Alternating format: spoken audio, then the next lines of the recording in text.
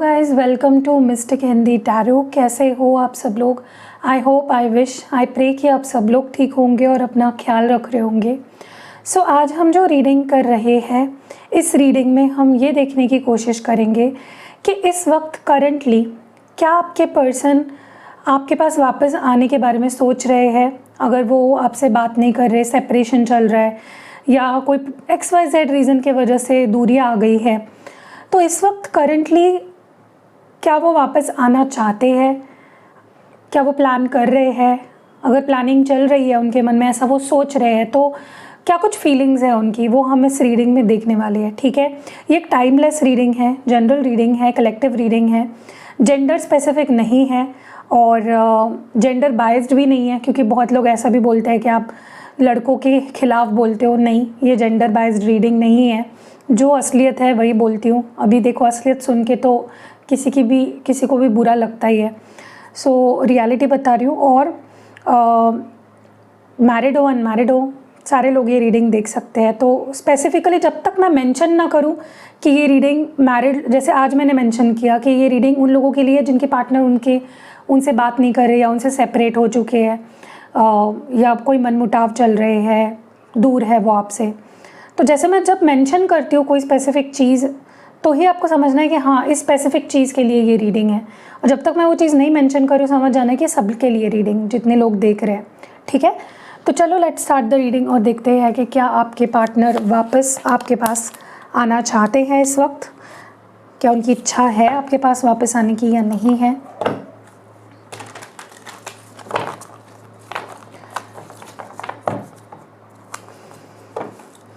देखिए गाइज,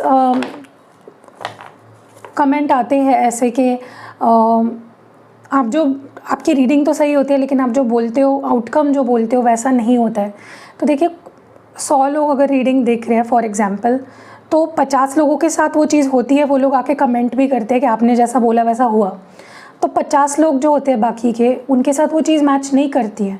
उसके पीछे रीज़न यही है कि ये जनरल रीडिंग है, कलेक्टिव लेवल पे रीडिंग कर रही हूँ, बहुत लोगों की कलेक्टिव रीडिंग कर रही हूँ मैं, किसी स्पेसिफिक इंसान की रीडिंग नहीं कर रही हूँ। तो मैं अगर कोई चीज़ बता रही हूँ, आप मोस्टली देखो मेरी रीडिंग में मैं बोलती हूँ वो ये चाहते हैं या वो ये फील कर रहे हैं। बहुत कम ऐसा होता है कि मैं बोलती हूँ कि ऐसा करेंगे या वैसा करेंगे। ओके, या किसी रीडिंग में एक ही कोई बात मैं बोलती हूँ कि ऐसा वो करेंगे, क्योंकि मुझे भी पता है कि ये जनरल रीडिंग है, कलेक्टिव है। तो मैं जो चीज़ बता रही हूँ सबके साथ नहीं होगी, और जिन लोगों के साथ होती है वो कमेंट भी करते हैं आके। ठीक है, तो वही आपको समझना है कि ब्रॉड अपना माइंडसेट रखिए कि सबके साथ वो चीज़ नहीं होगी जो मैं बता रही हूँ। ठीक है, तो अगर आपको लगता है कि आपके केस में स्पेसिफिकली क्या होने वाला है, आपके पर्सन क्या एक्शन लेने वाले हैं, कब तक आएंगे भी या नहीं, उसके लिए आपको पर्सनल रीडिंग लेनी पड़ेगी। अब मैं ये नहीं बोल रही हूँ मुझसे ही लो पर्सनल रीडिंग, आप किसी से भी जिस पे आप ट्रस्ट करते हो, जिससे आप कनेक्टेड हो, आप उससे रीडिंग ले सकते हो, ताकि एक दूध का दूध पानी का पानी हो जाए। और आप किसी भी टैरो रीडर के चैनल पे जाके ये ना बोलो कि आप जो बोलते हो वो होता नहीं है, क्योंकि अगर आपके पर्सन आने ही नहीं वाले आपके लाइफ में वापस, क्लियर है, तो वो रीडिंग से आपको क्लियर हो जाएगा, पर्सनल रीडिंग से। तो जनरल रीडिंग देखकर आप अपना टाइम बर्बाद ना करें और जाके आप पर्सनल रीडिंग ले लें। बाकी जिनको ये रीडिंग्स हेल्प करती है होप रखने में, मैनिफेस्ट करने में, विजुअलाइज करने में, वो देखें। जिनकी हीलिंग हो पाती है वो देखें, जिनको भरोसा है वो देखें। चलो लेट्स स्टार्ट द रीडिंग। आज मैंने ये चीज़ भी क्लियर कर दी है आपके सामने। लेट्स सी कि क्या वो वापस आना चाहते हैं इस वक्त आपके पास।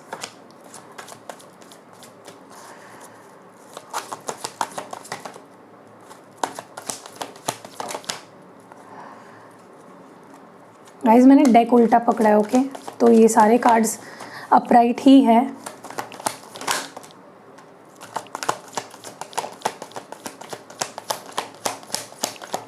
Okay, bottom of the deck में है टाइम फॉर एक्शन। यहाँ पे है love believes, true love, solitude, fears of coming together, balancing energies, live in the moment. और बॉटम ऑफ द डेक में जैसे मैंने बोला टाइम फॉर एक्शन। अब हम इन कार्ड्स को करेंगे क्लैरिफाई। ओके,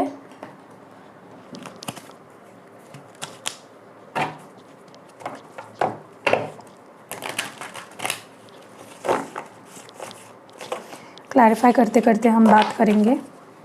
यहाँ पे लव बिलीव्स क्यों आया है, why is this love believes here, क्यों है लव बिलीव्स का कार्ड यहाँ पे। ओके, पेज ऑफ स्वर्ड्स और बॉटम ऑफ द डेक में है 3 ऑफ स्वर्ड्स। सबसे पहले तो मैं आपको बता दूं कि आपके जो पार्टनर है, ये पहले एक चीज़ क्लियर कर दूं कि ये करंट एनर्जी है इस पर्सन की, ठीक है, ये ऐसा सोचते हैं या ऐसा फील करते हैं। पहली चीज़ तो मुझे ऐसा लगता है आपके पर्सन के माइंडसेट ना प्यार को लेकर, रिश्ते को लेकर बहुत अलग है आपसे, ठीक है। हो सकता है कि उनको जो मीनिंग पता है प्यार का, या उनके नज़र में प्यार जो है वो बहुत अलग है, ठीक है। वो प्यार को लेकर उनकी धारणाएं बहुत अलग है, प्यार को लेकर उनकी सोच बहुत अलग है, ठीक है। बहुत इमेच्योर सोच है इस पर्सन की, बहुत लिमिटेड सोच है, ठीक है। ये आपसे उम्र में छोटे भी हो सकते हैं, या फिर ओवरऑल ही प्यार के मामले में इनकी सोच बहुत अलग है आपसे, बहुत इमेच्योर है, ठीक है। सो डेफिनेटली देखिए उसके पीछे रीज़न भी हो सकता है, मे बी वो जहाँ से आए हैं, उनके जो आसपास उन्होंने जितने रिश्ते देखे हैं वो बहुत टॉक्सिक हो सकते हैं या बहुत ट्रॉमेटिक हो सकते हैं, या उनका पास्ट एक्सपीरियंस रिश्तों में इतना अच्छा नहीं रहा होगा। तो देखो ये बहुत ही नेचुरल से ह्यूमन टेंडेंसी है कि हमारे साथ अगर कुछ बुरा होता है, किसी चीज़ को लेकर हमारा एक्सपीरियंस अगर बुरा है ना, तो वो बदलने में बहुत वक्त लगता है, ठीक है। और बहुत कम लोग अपने एक्सपीरियंस पे बेस्ड चीज़ों को बदल पाते हैं, ठीक है। अब मैं आपको एक एग्जांपल देके ये चीज़ समझाती हूँ। कोई इंसान है, ठीक है, XYZ आपके लाइफ में, वो हमेशा आपसे बहुत रूडली बात करता है, बहुत रूडली, बहुत चिल्ला के, बहुत अपनी बात मनवाने के लिए किसी भी हद तक चले जाते हैं। तो आपके मन में उनके बारे में क्या थॉट बैठ गया कि ये इंसान ऐसा ही है, ठीक है। और अब ऐसा सोचिए कि कोई एक नया पर्सन है, वो आपसे बात कर रहा है और वो उसी टोन में आपसे बात कर रहा है, ठीक है। तो आपके दिमाग में एकदम से क्लिक होगा कि यार ये जो इंसान था पास्ट में, ये तो सेम इसके जैसा ही है, ये ऐसे ही बात करता है, ये ऐसे ही बोलता है मुझसे, ये मुझसे ऐसे ही बिहेव कर रहा है, मतलब ये भी ऐसा ही है। आपने एक लेबल लगा दिया इस इंसान पे, जो नया इंसान है। लेकिन हो सकता है कि ये जो नया इंसान है वो वैसा नहीं है, लेकिन उसका मूड ख़राब है, उसको कुछ उस दिन उसको अच्छा नहीं लग रहा है, उसका मूड ख़राब है, उसके साथ कुछ बुरा हुआ, तो उस दिन के बेस के ऊपर उसका मूड ख़राब है और उसने आपको 4 चीज़ें बोल दी गुस्से में, तो आप उसके ऊपर जज नहीं कर सकते ना कि ये इंसान ऐसा ही है, क्योंकि ये इंसान हमेशा से ऐसा ही था। इसीलिए मतलब 1 बार 2 बार 3 बार आपने चांसेस दिए, लेकिन ये इंसान ऐसा ही रहा, ये आपसे गलत ही बात करता है। लेकिन ये इंसान एक टाइम अच्छे से बात किया, नेक्स्ट टाइम इसने अच्छे से बात की, फिर भी आपके माइंड में क्या रहेगा, ये तो ऐसा ही है। तो यही कुछ ऐसा आपके पर्सन के साथ हुआ है कि या तो इनको कुछ बहुत बुरा एक्सपीरियंस मिला है प्यार में, तो इनको लगता है सभी ऐसे होते हैं, या तो ये बहुत इमेच्योर है प्यार के मामले में, रिश्तों के मामले में, इनकी सोच बहुत लिमिटेड है। और अब ये इनकी कंडीशनिंग भी हो सकती है, मे बी इनको घर में ही ये चीज़ें ऐसी फीड कराई गई है, ऐसे कंडीशन कराई गई है, ठीक है। So yeah that is what I see you. True love के बारे में प्लीज़ बताइए, ये कार्ड यहाँ पे क्यों आया है इनकी एनर्जी में। ओके, अगेन पेजेस की एनर्जी है, page of wands and 10 of swords, और बॉटम ऑफ द डेक में है नाइट ऑफ पेंटिकल्स। देखिए मुझे ऐसा लगता है कि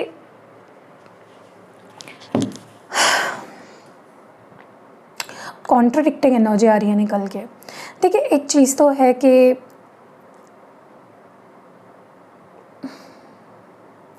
एक टाइम पे ना ये पर्सन आपके बारे में जब भी सोचते थे, इनको फील होता था कि आप इनका सच्चा प्यार हो, ठीक है। ऐसा नहीं कि अभी ऐसा फील नहीं करते, डेफिनेटली ऐसा फील करते हैं कि आप इनका सच्चा प्यार हो, और उनकी जो फीलिंग्स है आपके बारे में वो बहुत ट्रू है, बहुत सच्ची है।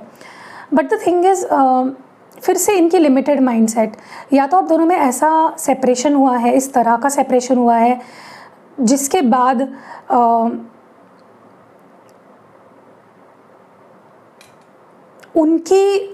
आप उनके लिए अनअप्रोचेबल हो गए। मतलब आपने या तो अपनी लाइफ को बहुत लिमिटेड कर लिया, आपने अपनी लाइफ को जैसे एक बाउंड्री सेट कर लिया अपने इस पर्सन के साथ, ओके। या तो इस पर्सन ने भी ज़्यादा कुछ एफर्ट्स नहीं डाले सेपरेशन के बाद, नो कांटेक्ट के बाद, कि वो आपके लिए कुछ ज़्यादा कुछ करे, एफर्ट्स नहीं डाले हैं इस पर्सन ने, ठीक है। और बहुत ही स्लो मूविंग एनर्जी है, बहुत धीरे धीरे धीरे धीरे ये इंसान स्टेप्स ले रहा है। तो अब इस पर्सन को थोड़ा डाउट होने लगा है अपनी फीलिंग पे या इस रिश्ते पे कि क्या ये सच में मेरा सच्चा प्यार था, या अगर था तो चीज़ें इतने जल्दी ख़त्म कैसे हो गई। और उनको ये भी बिलीव नहीं हो रहा है कि आप कुछ एफ़र्ट्स क्यों नहीं डाल रहे हो। उनके देखो, वो तो कुछ एफ़र्ट्स डाल ही नहीं रहे हैं या बहुत कम एफ़र्ट्स डाल रहे हैं, लेकिन आप भी कोई एफ़र्ट्स नहीं डाल रहे हो। एंड दैट इज़ वाई ये पर्सन थोड़ा डाउट कर रहे हैं ऑन दिस रिलेशनशिप। ओके, इस सेपरेशन के बाद उन्हें डाउट हो रहा है कि शायद ये एक टाइम पास था और ख़त्म हो गया। ओके, हाँ, उनका दिल नहीं मान रहा है ये चीज़, लेकिन उनको फील डेफिनेटली ऐसा हो रहा है। What is this solitude all about? Okay, देखिए मैं कुछ चीज़ें ऐसे बोलूँगी जो आपको सुनने में थोड़ी सी बुरी लग सकती है, लेकिन यही सच्चाई है। And bottom of the deck में 5 ऑफ कप्स है। देखिए ये जो आपसे दूर है आपके पार्टनर इस वक्त, ये जो दूरियाँ आई है या डिस्टेंस जो क्रिएट हुआ है, जहाँ पे अभी अकेले हैं, ठीक है, ये इस अकेलेपन को ना कभी कभी बहुत एंजॉय करते हैं कि चलो मैं अकेला हूँ, मुझे टेंशन नहीं किसी का, जैसा था ना single life, enjoying the single life. तो ये इनको अच्छा लगता है, मैनी टाइम्स इनको अच्छा लगता है, ये अपने ऊपर ध्यान देते हैं, बेफिक्र रहते हैं। अब जो चाहे वो किसी से भी बात करे, किसी से भी कुछ भी करे, एक्सप्लोर करते हैं। और कभी कभी बहुत सैडनेस, डीप सैडनेस में चले जाते हैं। तो इनके लिए ये सेपरेशन अच्छा भी है और मैनी टाइम्स बहुत बुरा भी है, ठीक है। एक किसी डिसीजन पे ये पर्सन नहीं पहुंच पाते हैं, अभी भी नहीं पहुंच पा रहे हैं, क्योंकि कभी कभी उनको ये अकेलापन अच्छा भी लगता है और कभी कभी उनको ये अकेलापन बहुत ही सैड कर देता है, बहुत ही एम्प्टीनेस इनके अंदर भर देता है, बहुत ही अकेलापन, खालीपन इनको फील होता है, ठीक है। सो ये भी चीज़ यहाँ पे हो रही है। फियर्स ऑफ कमिंग टुगेदर क्यों है यहाँ पे?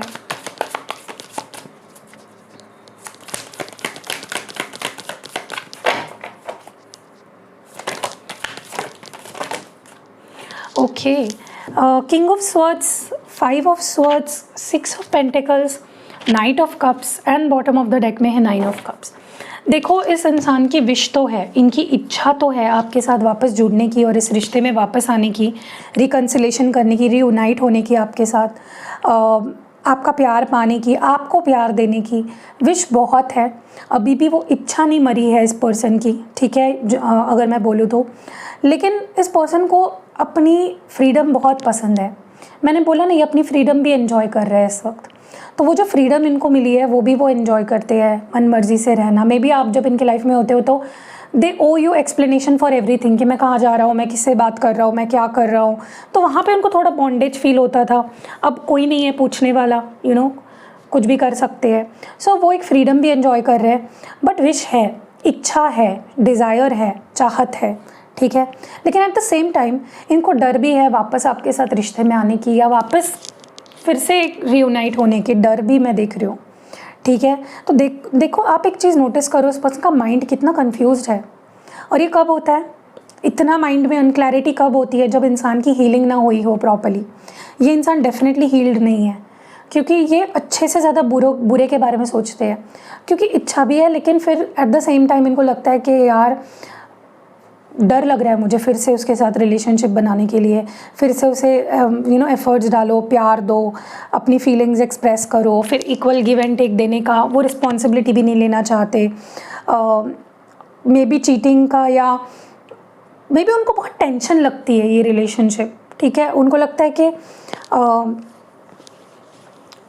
क्योंकि उनकी personality is something like this, like a king of swords, और उनको एकदम नम होना पड़ता है, एकदम ग्राउंडेड हो जाना पड़ता है, एकदम इमोशनली ऑक्यूपाइड हो जाना पड़ता है when they are in a relationship, और वो उनसे नहीं हो पाता है। ओके, किंग ऑफ स्वॉर्ड्स से नाइट ऑफ कप्स तक की जो एक जर्नी होती है इनके लिए बहुत हेडेक वाली होती है। उनको लगता है इट्स टू मच, बहुत करना पड़ता है, क्योंकि उनकी पर्सनैलिटी ऐसी है। लेकिन जब वो आपके साथ होते हैं उनको ऐसा रहना पड़ता है। स्वॉर्ड्स की एनर्जी से एकदम कप्स की एनर्जी में आना पड़ता है, और उसके बीच है 5 of swords and 6 of pentacles. बहुत कुछ इक्वल गिव एंड टेक देना करना पड़ता है, बहुत स्ट्रेस होता है। So that is what they are feeling. उनको डर है definitely of coming back together in a relationship, ठीक है। बैलेंसिंग एनर्जीज़ को प्लीज़ क्लैरिफाई करें। ओके, सो बैलेंसिंग एनर्जीज़ को क्लैरिफाई कर रहा है, बाप रे यहाँ पे बहुत से कार्ड्स आए हैं। I can't take all of these cards, क्योंकि तो लाइक निकले भी नहीं ना डेक से। एक बार फिर से शफल करते हैं। बैलेंसिंग एनर्जीज क्यों है यहाँ पे?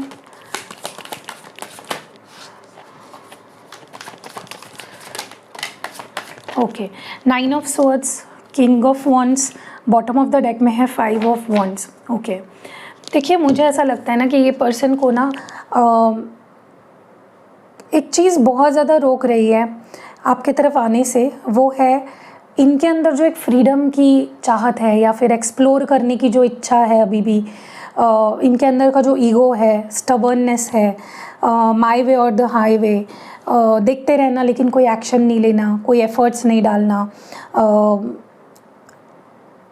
जो कि देखो इनके अंदर ना मैस्कुलिन और फेमिनाइन बैलेंस नहीं है। मैस्कुलिन एनर्जी और फेमिनाइन एनर्जी बैलेंस नहीं है, जिसकी वजह से ये या तो एक्सट्रीम में happy outgoing you know hunting वाली एनर्जी में आ जाते हैं, और या तो एकदम इमोशनली सैड एनर्जी में आ जाते हैं। एक एक्सट्रीम्स है दो।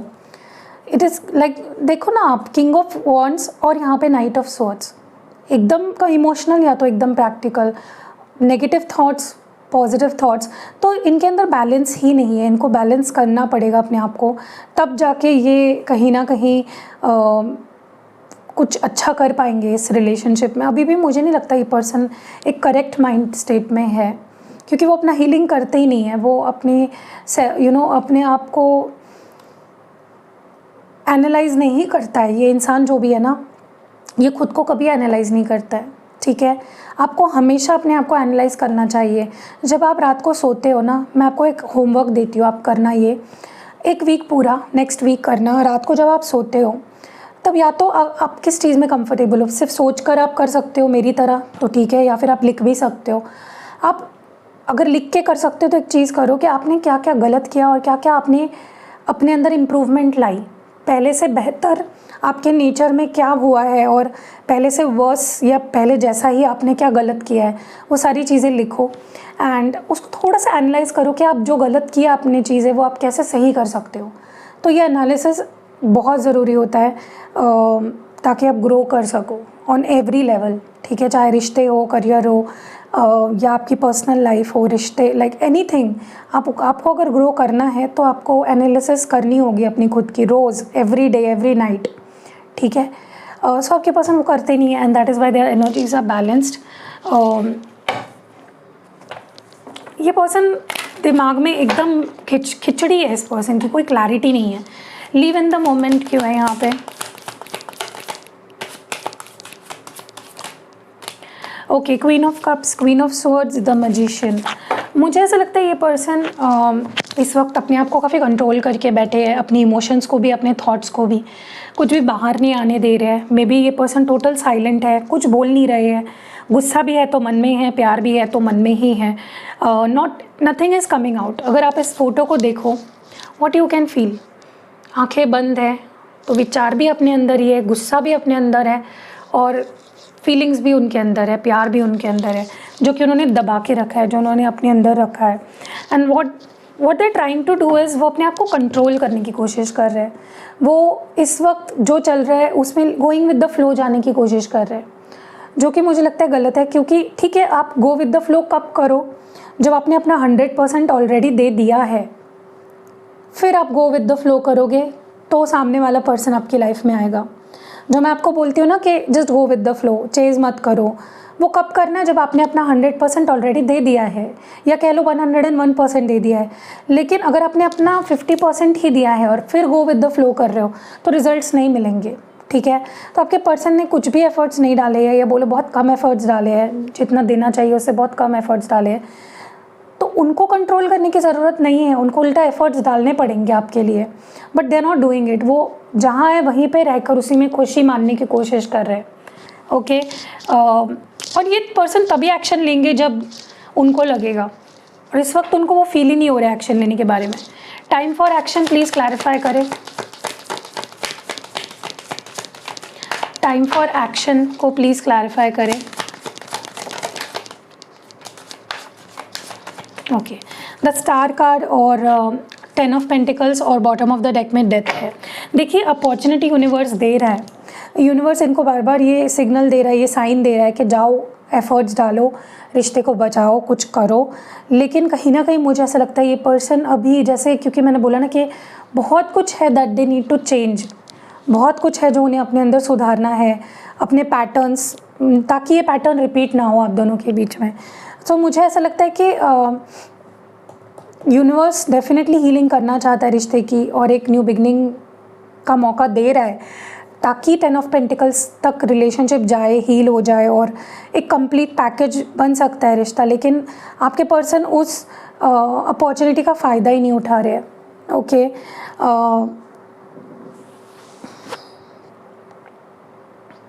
होगा, लेकिन क्योंकि मुझे ऐसा नहीं लग रहा है कि होगा नहीं, डेफिनेटली ये पर्सन हील करके ये 10 ऑफ पेंटिकल्स आपके साथ अचीव करेंगे और ये बिगनिंग आपके साथ करेंगे। But it's just a matter of time. मुझे पता नहीं क्यों लग रहा है कि for many of you October month बहुत सिग्निफिकेंट होगा, बहुत लोगों के रीयूनियन होंगे इस मंथ में, ठीक है। सो या लेट्स सी ये पर्सन इस वक्त आपसे क्या कहना चाहते हैं, या फिर इनकी और क्या फीलिंग्स है इस वक्त। लेट्स सी क्या कहना चाहते हैं, या क्या फीलिंग्स है इनकी आपको लेकर, क्या कहना चाहते हैं, क्या फीलिंग है। Okay, let's see. I deserve this, क्या कह रहे हैं ये, क्या डिज़र्व करते हैं ये, क्या डिज़र्व करते हैं।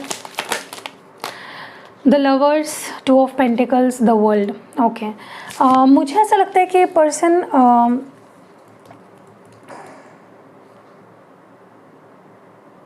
फॉर सम रीज़न मुझे ऐसा लगता है कि पर्सन के सामने इनके कोई कुछ गलत रिलेशनशिप्स इनके लाइफ में आ रहे हैं, ठीक है, बिकॉज़ वो आपके साथ लॉयल नहीं है, या बिकॉज़ वो इस रिश्ते पे कोई काम करने के लिए कोई एफर्ट्स नहीं डाल रहे हैं। People are coming in their life जो कुछ भी नहीं दे पा रहे हैं उनको, दिस लाइक, और उनको लगता है कि यही तेरी यही तो डिज़र्व करती है, या यही तो डिज़र्व करता है, क्योंकि तू जिससे सच्चा प्यार करता है तो उसके लिए कोई एफर्ट्स नहीं डाल रही है या डाल रहा है। सी आई टोल्ड यू, सी वो उनको बहुत साइंस और सिंक्रोनिसिटीज़ दिख रहे हैं, बट वो उस चीज़ को निगलेक्ट कर रहे हैं, क्योंकि जिस इंसान की हीलिंग ही नहीं हुई है, एटलीस्ट चलो नहीं हुई है, लेकिन उसकी प्रोसेस भी शुरू नहीं की है इस पर्सन ने हीलिंग की। Please pray for us and our relationship. तो ये चाहते हैं कि आप उनके लिए, और मतलब आप दोनों के रिश्ते के लिए प्रे करें। Hard for me to live without you, इनके लिए बहुत मुश्किल हो रहा है आपके बिना जीना। This distance is literally killing me, तो ये डिस्टेंस लिटरली उनकी जान ले रहा है। No one can make me feel like you, तो कोई भी मुझे तुम्हारे जैसा फील नहीं करा पा रहा है। Not talking because I can't face you, तो अभी बात नहीं कर रहे क्योंकि वो आपको फेस नहीं कर पा रहे हैं या कर पाएंगे। यू ट्रिगर मी, तो किसी तरह से आप इनको ट्रिगर करते हो। लेट्स सी कि किस तरह से ट्रिगर करते हो। Okay, night of wands. पता नहीं क्यों मुझे ऐसा लग रहा है ये पर्सन अपने आप को काफ़ी रोक रहे हैं, क्योंकि या तो आप कुछ अपने लाइफ में ऐसा कर रहे हो जिसके बाद इनकी बहुत इच्छा होती है कि एकदम से आए और आपको कन्फ्रंट करे, आपकी तरफ आए, बट आप इनको मिक्स सिग्नल्स दे रहे हो and that is triggering this person, ठीक है। या आप कुछ ऐसा कर रहे हो जो इस पर्सन को रोक देता है, मतलब ये पर्सन आने के लिए तैयार होता है लेकिन रोक दे। लेकिन मुझे लगता है कि अब ये ना ही आए तो बेहतर है, क्योंकि इनकी हीलिंग नहीं हुई है। अगर ये आएंगे तो डैमेज ही करेंगे और फिर से जा सकते हैं। Okay, you are too good for me, तो यस, इस पर्सन को ऐसा लगता है आप उनके लिए लाइक टू गुड हो। May be this aloneness is what I deserve, तो ये जो मैसेज पहले भी आया था, मे बी इनको लग रहा है कि अकेलापन ही ये डिज़र्व करते हैं, क्योंकि जब आप थे तो आपका आपके प्यार की कीमत नहीं समझी इस पर्सन ने। My life is a hot mess, I told you, इस पर्सन की लाइफ में बहुत कुछ चल रहा है जो सही नहीं है। इनकी life all over the place है। I know how to woo you, तो ये जानते हैं, मैंने बोला ना ये सही टाइम पे आएंगे, अपना टाइम लेकर ही आएंगे आपके पास, और मुझे मोस्ट प्रोबेबली अक्टूबर मंथ में दिख रहे होते हुए। अगर ये सही एनर्जी में आएंगे तो ये अक्टूबर मंथ में ही आएंगे, उसके पहले अगर ये आए तो ये गलत एनर्जी में ही आएंगे, क्योंकि इनको पता है कि इम्प्रेस करना कैसे है, आपका दिल कैसे जीतना है। I am missing you badly these days, तो ये आपको बहुत मिस कर रहे हैं आजकल।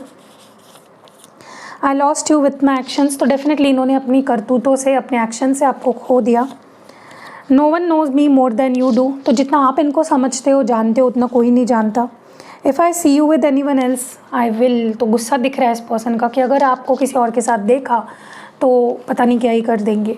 I will win you back. मैंने बोला ना, ये पर्सन को कॉन्फिडेंस तो है कि ये आपको जब चाहे आपको वापस जीत सकते हैं। I am not what you I show. तो डेफिनेटली ये कुछ तो ऐसा दिखाते हैं जो ये सच में नहीं है। देखते हैं कि क्या है। Okay, 5 of pentacles and temperance.